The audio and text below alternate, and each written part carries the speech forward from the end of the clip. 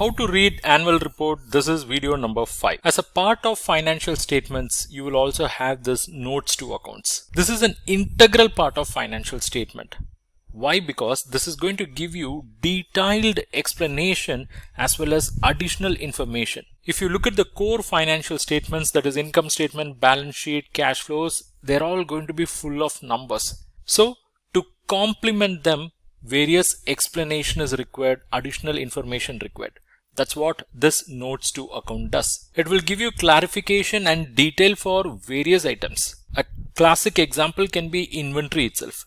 The inventory what we are seeing in the balance sheet can be derived using different methods. So that clarity is required, and that you will find in notes to accounts. Then it will also give you contextual information for significant transactions. Let's say there is going to be a transaction with very high value.